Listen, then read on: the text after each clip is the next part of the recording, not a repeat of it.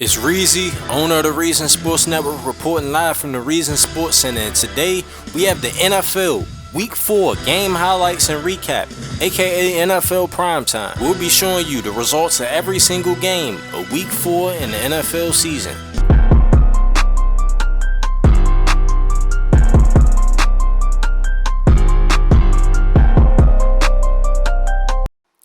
The Carolina Panthers defeated the Arizona Cardinals in this matchup with Tay Carter III, a subscriber to the channel, being the player of the game with 234 passing yards and 2 total touchdowns. The Panthers won 30-21 over the Cardinals. The Cardinals were expected to make a jump this season. Their quarterback, Derek Tremblay, who was the first overall pick in the 2020 NFL draft, is in his second season and we're expecting a lot more from him.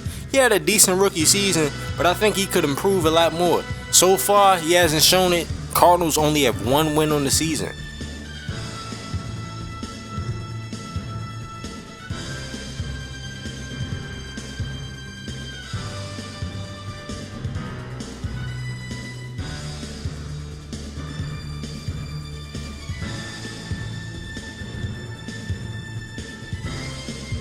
In the city of brotherly love, the Jacksonville Jaguars defeat the Philadelphia Eagles with Kendrick Whitewater being the player of the game. 396 passing yards, 4 passing touchdowns. The lefty is already one of the best quarterbacks in the NFL. He's been that for some time now. He just showed it a lot more today, winning 41-28, throwing dimes all over the football field.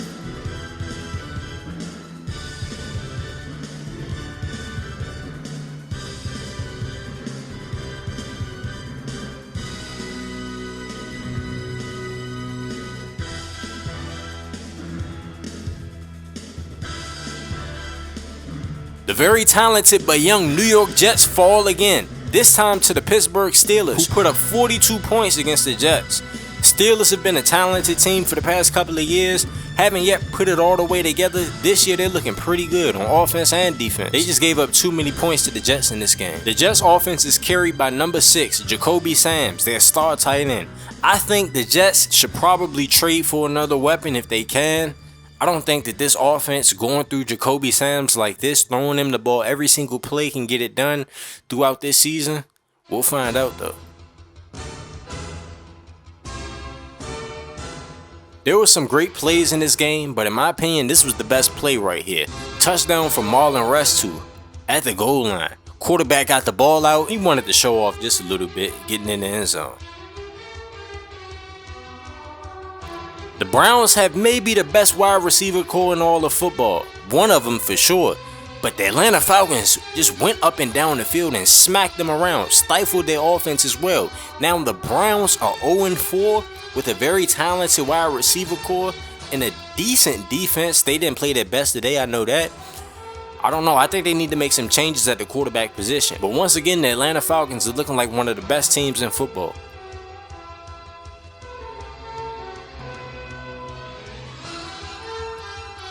Two NFC teams meet up in Minneapolis, Minnesota. The Vikings, led by second-year quarterback Justin Robertson, went up against the New Orleans Saints, and this was a very competitive matchup, if I say so myself. Saints running back Graham McShawn went off in this game, in the rushing game and in the passing game. McShawn made one of the best catches I've seen this season.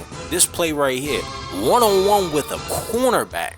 He ends up beating the corner downfield, mosses the corner and the safety, stays on his feet and rushes for more yardage, gets tackled right outside of the goal line. Even though the Saints had all of this firepower, it just was not enough because the Vikings arguably have the best cornerback duo in all of football. Number 7, Antonio Bryant, and number 24, Bobby Fitzpatrick, a subscriber to the channel who was the 2nd overall pick in this past year's draft. Let's go to Baltimore, Maryland, where the Baltimore Ravens put a whooping on the Buffalo Bills. Keenan Days, player of the game, 8 carries, 81 yards, 347 passing yards, and 5 total touchdowns. They win 54-17. The DBs could not run with this wide receiver core for the Baltimore Ravens. They couldn't stop the run. They couldn't do anything. That's why they're 0-4. That's why they have no wins on this season. That's why the Baltimore Ravens are undefeated. Two teams, completely different paths. Keenan Days is already looking like one of the best quarterbacks in football for my money. Y'all let me know in the comment section. You think these guys have what it takes to beat the Raiders in the AFC? The Raiders have a lot of firepower. I don't know. Ravens got some firepower too.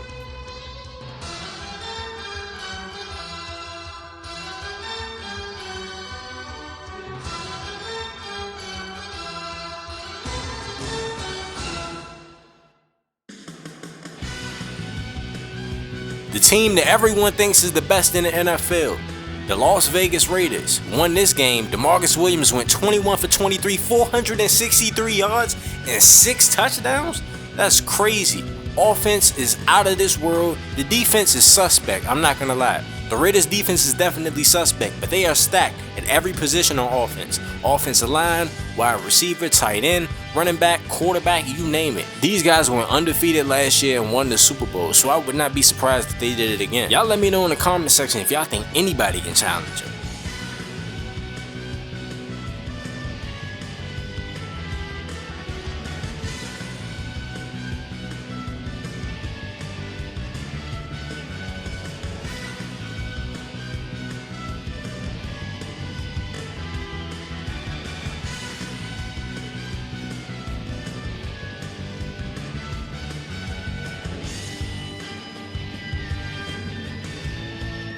Let's go to our nation's capital, where we have the Washington Commanders winning their matchup.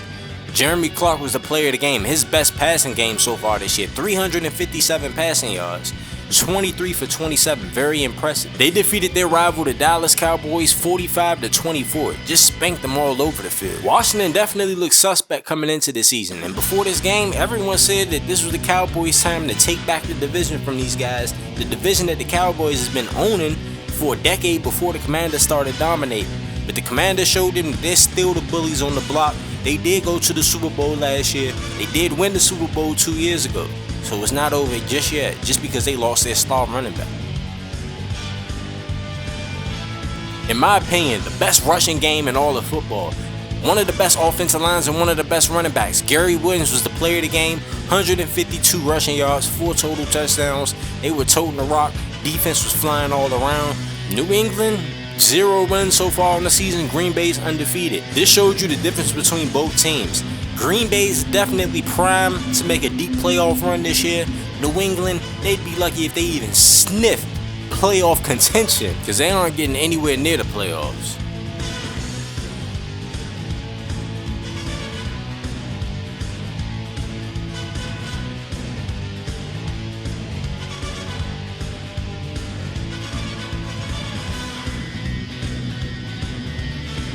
One of my favorite games of the weekend, rivalry matchup, San Francisco 49ers versus the Los Angeles Rams. Rodney Mosley was the player of the game.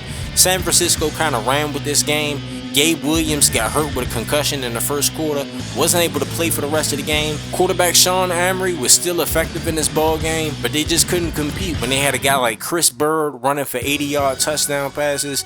Rodney Mosley dicing up the defense. They just couldn't compete with only one weapon in the game, Alex Mathis. Now, Alex Mathis did his thing for sure, but Emery needs more weapons when you're going up against an offense that can produce 49 points against your defense. But I can't wait to see these two teams face off against each other later, when hopefully the Rams will be healthy.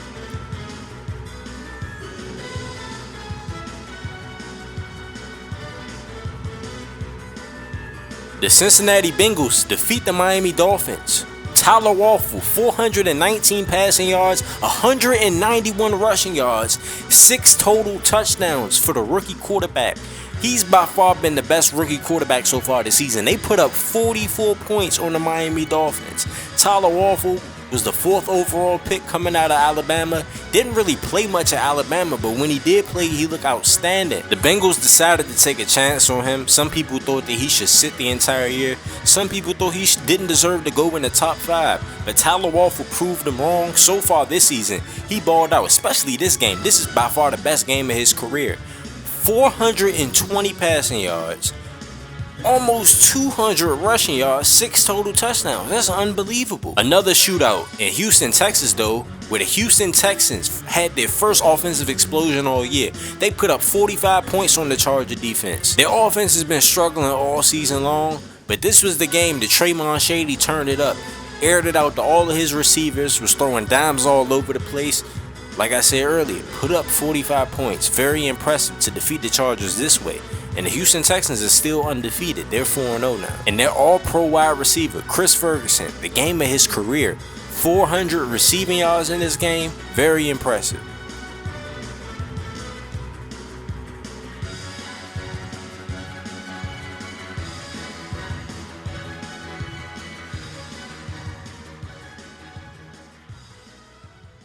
Division rivalry, the Tennessee Titans and the Indianapolis Colts. Vontae Austin showed off in this game, getting a bunch of pressures and sacks, but when it came down to it, the Indianapolis Colts was just the better overall football team. On the trenches, their defense, their special teams, their offense, they were just overall better. And that's why they have a winning record this season, and that's why the Tennessee Titans have a losing record.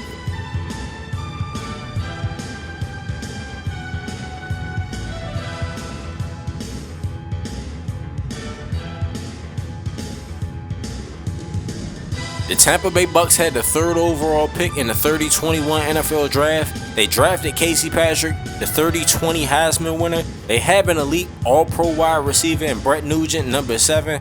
They have another great wide receiver in Mozzie York, but it hasn't translated to wins. They're 0-4 on the season. Casey Patrick has struggled at times with accuracy. He's turned the ball over here and there. The offensive line isn't the best. They can't really run block like that, and their defense is terrible. Tampa Bay Bucks need to do some big things if they want to become a better football team in the future. Going to the Big Apple, the Chicago Bears and Ryan Glick dominated the New York Giants. Ryan Glick, 248 receiving yards in this game. They put up 56 points. Ryan Glick was basically uncoverable all game. Pretty impressive to say the least. Didn't expect the Giants to give up that many points. Didn't expect the Bears defense to play better than what they played throughout the season. Right now, in my opinion, Offensive Rookie of the Year, it's going to either be Ryan Glick or Tyler Waffle. Those two guys are battling it out. In Detroit, Michigan, the Detroit Lions once again showed their dominance, destroying an elite offense, a very elite Seattle Seahawks offense. Held them to 3 points. Their defense did all the work. Got some turnovers, got some short fields. Their offense put up 28 points and then cruised to victory.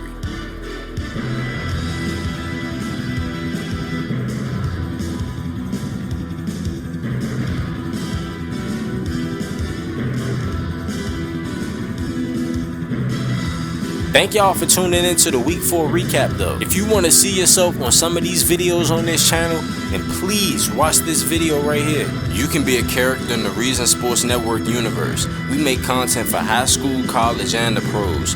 You can submit a form. The link will be in the description. However, if you sign up with Patreon, you'll have a lot more customization and control over your character. The link will be in the description. You can also view your player's season and career stats online. The link will be in the description. I also added a social media feature for the universe to be more immersive. The link to that video will also be in the description. If you don't have Patreon but you still want to be featured on the channel more, then make sure you're active in the comment section. You being consistently active reminds me to put you on the channel in some way. When you submit a form, your character will be put in the universe. You can see yourself in a live stream or video when teams play, but it's highly unlikely that you'll see me controlling your player throughout a game if you don't have Patreon. Signing up with Patreon gives you control over attributes, accessories, gives you a GTA face, control over your backstory, and you'll be one of the best players in the universe. But it's Reezy, owner of the Reason Sports Network. Make sure y'all like the video, make sure y'all comment on the video, make sure y'all subscribe to the channel, and make sure you click on that post notification bell too. And if you want to see other videos that's similar to this, then please watch this video right here.